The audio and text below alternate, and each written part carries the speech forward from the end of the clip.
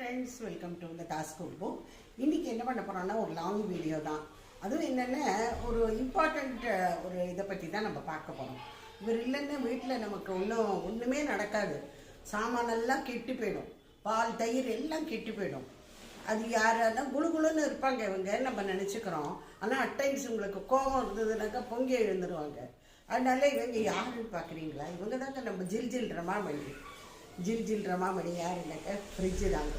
Refrigerator இல்லைன்னாக்கா நம்மளுக்கு வேலை ஏதாவது ஆகுமான்னு சொல்லிட்டு பார்க்கலாம்.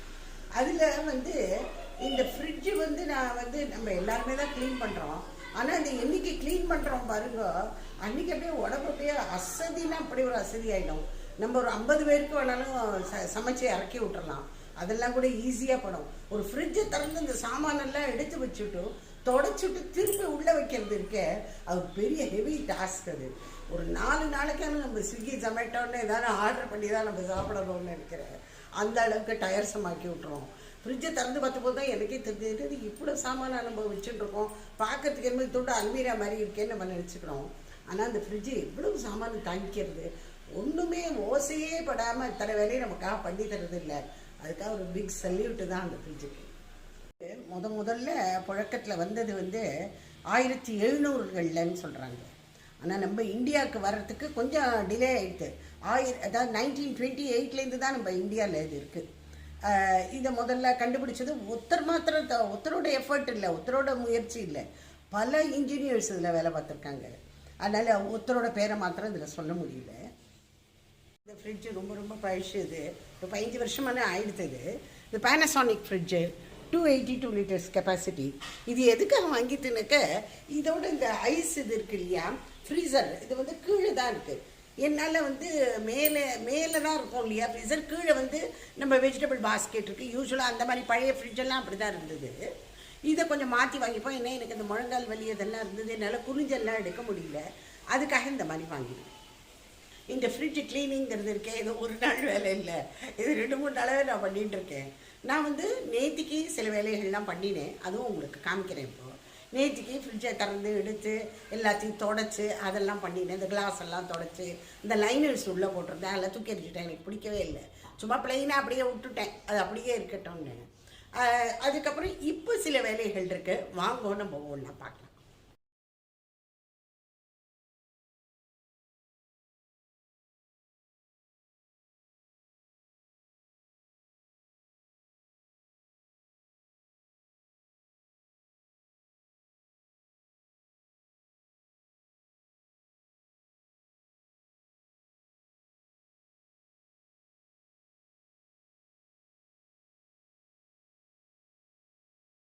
ரமாமணி, அதாவது என்னோடய ஃப்ரிட்ஜ் இருக்குது பார்த்தீங்களா, இது ஒரு ஃப்ரிட்ஜு டூர் காமிக்கலான்னு ஏற்கனவே உங்கள்கிட்ட சொன்னேன்.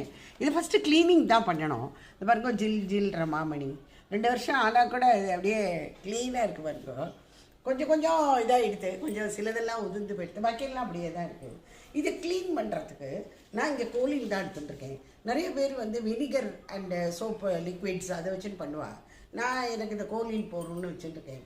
இந்த ஃப்ரிட்ஜ் இருக்குது பார்த்தீங்களா, இது ரொம்ப பழசுங்க. எங்களோடது ஒரு 15 இயர்ஸ்க்கு பக்கமாக நாங்கள் வச்சுட்டுருக்கோம் இந்த ஃப்ரிட்ஜை. நான் முதல்ல இந்த ஃப்ரிட்ஜ் மேக்னெட்ஸ் எல்லாம் எடுத்து இதை நான் ஃபஸ்ட்டு க்ளீன் பண்ணுறேன். இந்த பக்கம் டோரில் பண்ணணும், அப்புறம் உள்ளே பண்ணணும். உள்ளே ஒரு பிரளயமே இருக்குது. எல்லாத்தையும் கையில் ஆட்டதெல்லாம் எடுத்து வச்சு இன்றைக்கி இருக்குது, எக்கச்சக்க வேலை இருக்குது. உங்கள் எல்லாரோடையும் நான் பேசிகிட்டே பண்ணினேன்னாக்கா எனக்கு டயர்ட்னஸும் தெரியாதுன்னு வச்சுக்கோங்களேன். அதனால் உங்கள்கிட்ட பேசிகிட்டே பண்ணுவேன். யூஸ்வலாக நான் இந்த மாதிரி இதெல்லாம் இப்போ வீடியோ எடுத்துருக்கிறதால இது டிஸ்டர்பிங்காக இருக்கும். இல்லைன்னா நான் என்ன பண்ணுவேன்னு ஏதாவது பாட்டு கட்டினே தான் வேலை பண்ணுவேன். டெய்லிக்கே இதுதான். ஸ்லோகம் கேட்குற டயத்தில் ஸ்லோகம் கேட்பேன். மற்றபடி பாட்டு எனக்கு ரொம்ப பிடிக்கும். அது ஹிந்தி இல்லைன்னா தமிழ் இல்லைன்னா கசல்ஸ் எல்லாம் கேட்பேன். அதெல்லாம் ரொம்ப பிடிக்கும் எனக்கு. ஸோ அந்த மாதிரி ஏதாவது பாட்டு போட்டுகிட்டே நம்ம வேலை செஞ்சோன்னு வச்சுக்கோங்களேன், நமக்கு டயர்ட்னஸே தெரியாது. முதல்ல இந்த ஃப்ரிட்ஜ் மேக்னெட்ஸ் எல்லாம் நடத்துறதுக்கு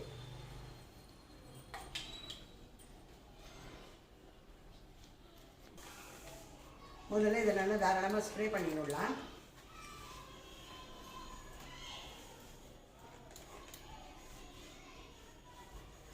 நல்லா வெளிப்பக்கம் க்ளீன் ஆகிடுது, மேலே கீழே இந்த 2 டோரும் க்ளீன் பண்ணிவிட்டு அதுக்கப்புறம் மேலேயும் க்ளீன் பண்ணியாச்சு. அதுக்காக இந்த லேடர் வெளியில் வந்திருக்கு. கேமராமேனை தான் ஏற்றி விட்டுருக்கேன் மேலே இதை வைக்கிறதுக்கு. என்னங்க இப்போ ஃப்ரிட்ஜை திறந்து இதில் இருக்கிற சாமான்லாம் எடுத்து முதல்ல வெளியில் வச்சுட்ருப்பானே. இன்னும் இதை நம்ம க்ளீன் பண்ணணும்ல, தொடக்கணும். அதுக்கு இந்த டப்பாலாம் வாங்கி ரொம்ப பழசாயிடுது. இதெல்லாம் இனிமேல் யூஸ் பண்ணுறதா இல்லை. அதுக்கு மேலே வேறு டப்பாவோ பாட்டில்ஸோ வாங்கி இதில் எல்லாம் என்ன அரிசிமா கடலமா இதெல்லாம் தான் வச்சுருப்பேன். இது ரவை மைதா ஒரு ஃப்ரிட்ஜுக்குள்ளே எத்தனை சாமான் பார்த்தீங்கள. இதெல்லாம் இத்தனைக்கும் ஒன்றும் இந்த இதெல்லாம் கிடையாது. வெறும் பால் தயிர் தான் இதில். பன்னீரா சீஸா வெண்ணெயா எல்லாம் ஒன்றுமே கிடையாது. இதுக்கே இவ்வளவு இது சாமான், இவ்வளவு ஒரு ஃப்ரிட்ஜுக்குள்ளே இவ்வளவான் இருக்குது. இத்தனைக்கு இது வந்து இந்த இதில் இருந்தது தான், ஷெல்ஃபில் இருந்தது தான். இது ஃப்ரிட்ஜுக்குள்ளே இருந்தது. இந்த டோரில் இருந்ததை இன்னும் எடுக்கலை. அது இன்னும் இதை மாதிரி டபுளாக இருக்குது. இப்போ ஃப்ரிட்ஜு காலி பண்ணிட்டப்போ எப்படி இருக்கு வருதோ. இது வந்து நான் இந்த தடவை நான் லைனர் வந்து நான் போடுறதா இல்லை. எனக்கு என்னமோ டிஸ்டர்பிங்காக இருக்க மாதிரி இருக்குது. மேலே இங்கேயே போயிட்டதுனால இந்த தடவை இதில் தூக்கி தூரம் எடுத்துகிட்டு போகிறேன் இந்த லைனர்ஸை. இது மேல் பக்கம் கிளாஸ். இது எல்லாத்தையும் எடுத்துகிட்டு வாஷ் பண்ணி அலம்பி தொடச்சிட்டு வைக்கணும். இந்த 3 இதையுமே அந்த மாதிரி தான் வைக்கணும். 3 கிளாஸ் இருக்குது இல்லையா, 3 கம்பார்ட்மெண்ட்டோடது. இதை முதல்ல பண்ணி முடிச்சுட்டு தான் நான் இது பாருங்க இந்த சைடு இதுக்கெல்லாம் இனிமேல் தான் வரணும். தேங்காய்லாம் திரும்பி நான் இந்த மாதிரி ஒரு பாட்டிலில் போட்டு வச்சுன்னு டப்பாவில் போட்டால் எந்த டப்பாவில் என்ன இருக்குதுன்னு தெரியாது. நல்லா கூடிய வரைக்கும் இந்த மாதிரி கிளாஸில் போட்டுப்பேன். அப்போ தெரியும் நம்மளுக்கு.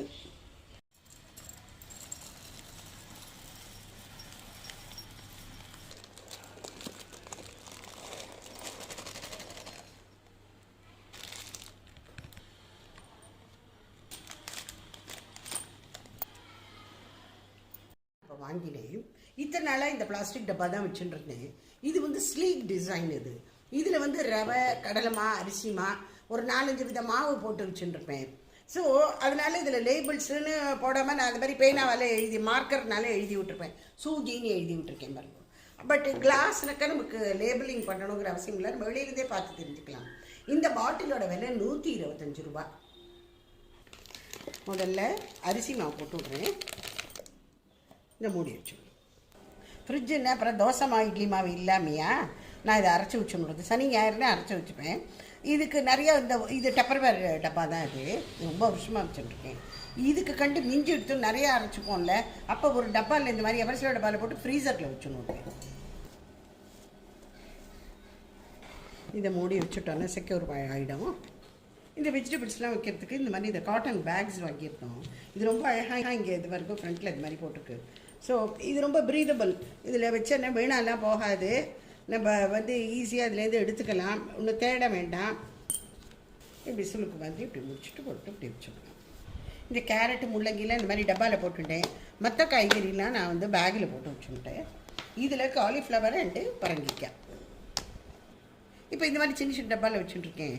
இதில் ஒன்றுத்தில் வந்து எலுமிச்சம்பழம், ஒன்றுத்தில் வந்து பச்சை மிளகா, ஒன்றுத்தில் இஞ்சி, இதில் கொத்தமல்லி. இதை மூடி வச்சுடலாம்.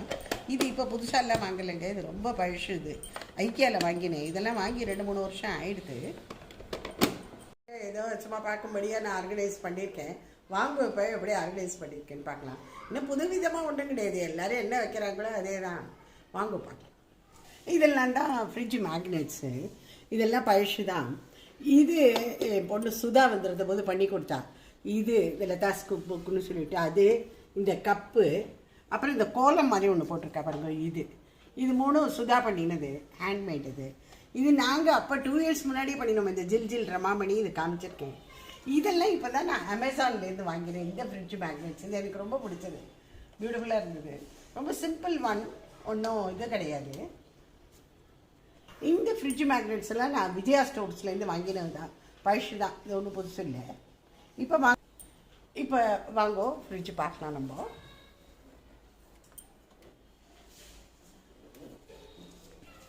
முதல்ல இந்த கீழ் ஷெல்ஃபில் நம்ம முன்னாடி பெரிய பெரிய பிளாஸ்டிக் டப்பாஸ் வச்சுட்டுருந்தேன். அதை தூக்கி தூர போட்டுவிட்டு இந்த மாதிரி நான் இந்த கிளாஸ் கண்டெய்னர் வச்சுட்டேன்.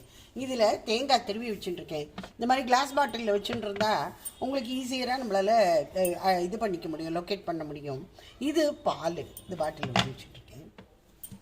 இதுக்கு மேல் ஷெல்ஃபில் பார்த்தேன்னாக்கா இதில் வந்து நான் ஆட்டா பிசைஞ்சது. இது அப்பப்போ நான் பிசைஞ்சு வச்சுருப்பேன் 2 to 3 daysக்கு. அதுக்கு மேலே வச்சுக்க மாட்டேன். இதில் வந்து பன்னீர் இருக்குது. இந்த ஜாடியில் பழங்கால சம்பிரதாயம் மாதிரி நான் தயிர் மோர் வச்சுட்டுருக்கேன். முன்னாடிலாம் ஜாடியில் தானே வச்சுப்பா, அதனால அந்த மாதிரி வச்சுட்டுருக்கேன். இதில் வந்து கொஞ்சம் ட்ரை ஃப்ரூட்ஸ் ஐட்டம்லாம் வச்சுட்டுருக்கேன். ட்ரை ஃப்ரூட்ஸ் எல்லாம் ஒரே இதில் கண்டெய்னரில் போட்டோன்னு இதுக்காக நன்மை தனித்தனியாக பாட்டில் டப்பான்னு தேட முடியாது, அதுக்காக நான் அப்படியே வச்சுக்கிட்டேன். இங்கே மேலே பார்த்தேன்னாக்கா இதில் காலிஃப்ளவர், இதில் கேரட்ஸ் வச்சுட்டுருக்கேன். இதில் இந்த இது காமிச்சேன் இல்லையா, இதில் இந்த எலுமிச்சம்பழம், பச்சை மிளகா, கொத்தமல்லி அதெல்லாம் இந்த மாதிரி ஒரு இதில் போட்டு வச்சுக்கிட்டேன். இது ஐக்கியாவில் வாங்கினது, இது பழசு தான், ரொம்ப சர்வ பழசு தான். மேலே எல்லாத்தையும் விட மேலே இட்லி மாவு வச்சுருக்கேன். இது வந்து எக்ஸ்ட்ரா தயிர், இது வந்து கொஞ்சம் ட்ரை ஃப்ரூட்ஸு. இப்போ வெஜிடபிள்ஸ் பார்க்கலாம். இதனால் நான் இந்த இதில் போட்டு வச்சுருந்தேன் ஜிப்லாக் கவரில். இப்போ தான் நான் இந்த மாதிரி இந்த காட்டன் பேக்ஸ் வாங்கினேன். இது எனக்கு ரொம்ப ரொம்ப பிடிச்சிருந்தது. இதில் எல்லாம் இந்த மாதிரி இந்த கேப்சிகம், அப்புறம் வந்து கொஞ்சம் இது கேபேஜு, இது அந்த மாதிரி பீன்ஸு, இந்த மாதிரி இதெல்லாம் போட்டு வச்சுருப்பேன். இது வந்து ரொம்ப ரொம்ப நல்லா இருக்கும்னு சொல்லியிருக்கா. பார்க்கலாம், இனிமேல் யூஸ் பண்ண ஆரம்பித்தா தான் எனக்கும் தெரியும்னு வச்சுக்கோங்களேன். இங்கே டோரில் பார்த்தேன்னா இதெல்லாமும் ஏற்கனவே இருந்தது தான், எல்லாம் பழசு தான், ஒன்று புதுசாக ஒன்றும் கிடையாது. இதில் பொட்டுக்கடலை, ரோஸ்டட் வேர்க்கடலை, திராட்சை, வால்நட்ஸ் அந்த மாதிரிலாம் போட்டுருக்கேன், கிராம்பு, ஏலக்காய் அந்த மாதிரி. இதில் வந்து வெனிலா எசன்ஸ், அப்புறம் இந்த பட்டர் அண்ட் இதெல்லாம் போட்டு வச்சுப்பேன். இந்த பட்டர் அண்ட் இதை தேடுறது கொஞ்சம் கஷ்டமாக இருக்கும், அதனால் பட்டர் அண்ட் சீஸ் எப்போவுமே இந்த குட்டி பாஸ்கெட்டில் தான் இருக்கும். இது baking powder and baking soda 2 வச்சுருக்கேன். நான் ஒன்றும் கேக்ஸ் அதெல்லாம் ஒன்றுமே நான் பண்ணுறது இல்லைங்க, அதனால் எனக்கு இதெல்லாம் அனாவசியம். இருந்தாலும் எப்போவாவது வேண்டி இருக்குமோ, என் பொண்ணெல்லாம் வந்தாலுக்கு எதா பண்ணுறேன்னு இப்படி பண்ணுவாள், அதனால் அவளுக்காக வச்சுட்டுருக்கேன். இது கொஞ்சம் கசூரி மேச்சி, அதுக்கப்புறம் இந்த கோகோ பவுடர் அதெல்லாமும் வச்சுட்டுருக்கேன். அவ்வளோதான், ரொம்ப ஜாஸ்தி ஒன்றும் நான் இது பண்ணலை. ஃப்ரிட்ஜில் ரொம்ப ஓவராக வச்சுன்னா ஸ்டப் பண்ணலை. இந்த ஃப்ரீசிங் யூனிட் எங்களோடது கீழே இருக்குதுன்னு சொன்னேன் இல்லையா, இது என்னென்னாக்க இதில் நாங்கள் கொஞ்சம் ஐஸ் ட்ரே வச்சுருக்கோம். அதுக்கப்புறம் இந்த மசாலா மிக்ஸ் எல்லாம் பண்ணி காமிச்சிருந்தேன் இல்லையா, ப்ரெப் ஒர்க்கு, அது வச்சுட்டுருக்கேன் பாக்ஸில் போட்டு. இந்த பாக்ஸ் தான், இது ரொம்ப ரொம்ப பெருசு. இந்த பாக்ஸு எங்களை மாதிரி இருக்கிறவர்களுக்கெல்லாம் இதில் ஒன்றும் யூஸே இல்லை, என்ன ஜாஸ்தி ஒன்றும் போட்டுக்கல. இதில் வெறும் ஃப்ரோசன் பீஸ், கொஞ்சம் கொஞ்சம் ஃப்ரோசன் கார்ன், அதாவது சோளம் இருக்கு இல்லையா அது, அப்புறம் இது வந்து இந்த ரைஸ் ரேப்புன்னு இருக்கும். இது நம்ம என்ன வேணால் பண்ணிக்கலாம், இந்த மாதிரி ஸ்ப்ரிங் ரோல்ஸ் எல்லாம் பண்ணிக்கலாம். அதுவும் ஒன்று கிடக்குது, ரொம்ப நல்லாவே இருக்குது. நம்மளுடைய ஃப்ரிட்ஜ் டூரு. ஃப்ரிட்ஜு தான் எல்லாத்தையும் தாங்கிறது. பதில் பேசாமல் வாய் மூடி மௌனியாக இருக்கேன்னு என்னத்தை வேணால் அதில் வச்சுட்டு நம்ம எத்தனை நாள் வேணாலும் பழிச்செல்லாம் சாப்பிடக்கூடாது. 2 days 3 days ரொம்ப ஜாஸ்தி இது போய் நல்ல ஒரு இதுவாக வச்சுட்டோம்னாக்க 15 days to a month அது கூட வச்சுக்கலான்னு சொல்கிறேன். இப்போ இந்த மசாலாலாம் நான் பண்ணி காமிச்சேன்ல, மசாலா மிக்ஸ் அது மாதிரி இதெல்லாம். ஸோ அதனால் நல்லா தெரிஞ்சுட்டு கரெக்டாக பண்ணணும். பழசு ஸ்டேல் ஃபுட்டை என்றைக்குமே சாப்பிடக்கூடாது. இது யாராக இருந்தாலும் சொல்லக்கூடிய அட்வைஸ் தான். எல்லாம் பழசாக எல்லாத்தையும் எடுத்து சாப்பிடக்கூடாது, அது உடம்புக்கு கெடுதல் தான். ஃப்ரிட்ஜுங்கிறதுனால நம்ம எத்தனை பழசு வேணாலும் வச்சு சாப்பிட்லாங்கிறது ரொம்ப தவறான கருத்து. அந்த மாதிரி சாப்பிடக்கூடாது. நல்லா ஃப்ரெஷ்ஷாக இருக்கிறதுக்கு தானே நம்ம ஃப்ரிட்ஜே வாங்குகிறோம், அப்புறம் இதுக்கு ஸ்டேல் ஃபுட்டு சாப்பிடணும் இல்லையா? எப்படி இருந்தது அப்படிங்கிறத சொல்லுங்க. நீங்கள் எல்லோரும் உங்களோட கமெண்ட்ஸு, உங்களோட வியூஸ் எல்லாமே சொல்லுங்க. Bye friends, take care. ஃப்ரிட்ஜில் எந்த ஒரு பால், தயிர், வெஜிடபிள்ஸ் இதெல்லாம் தான் காமிச்சிருப்பேன், ஃப்ரூட்ஸ் இந்த மாதிரி. ஆனால் வந்து ஐஸ் வாட்டர் நான் வைக்கிறதில்ல, நல்லா காமிக்கல. அதே போல் தான் இந்த சாஃப்ட் ட்ரிங்க்ஸ் எல்லாமும், கோகோ கோலா இருக்கட்டும், ஸ்ப்ரைட், ஃபேண்டா, இதெல்லாம் நீ குடிச்சு பழக்கமே இல்லைங்க, நல்லா வாங்கவே மாட்டோம், வைக்கவும் மாட்டோம். இந்த ஜூஸ் எல்லாமும் ஃப்ரெஷ்ஷாக போட்டு குடிச்சு விட்றது, அவ்வளோதான். ஐஸில் இது மாதிரி ரொம்ப ஜில்லுன்னு குடிக்கணுங்கிறதெல்லாம் கிடையாது. எனக்கு கொஞ்சம் த்ரோட் ப்ராப்ளம் ரொம்ப வருஷமாக சின்ன வயசுலேருந்தே இருக்குது, அதனால் அது மாதிரி பழக்கங்கள்லாம் கிடையாது.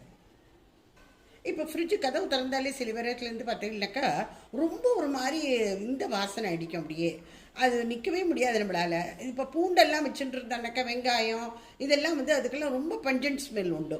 அதை வந்து நம்ம தவிர்க்கிறதுக்கு இது வந்து நான் சோடா வச்சுருக்கேன். அப்புறம் இது வந்து லெமன். இது வந்து நம்ம ஒரு கண்டெய்னரில் அப்படியே, அதாவது மூடி வைக்கப்படாது, திறந்து வைக்கணும். இது வந்து எந்தவித கெட்ட வாசனைகள், கெட்ட வாடைகள் எதாக இருந்தால் அது எல்லாத்தையும் இழுத்துடும் ரொம்ப.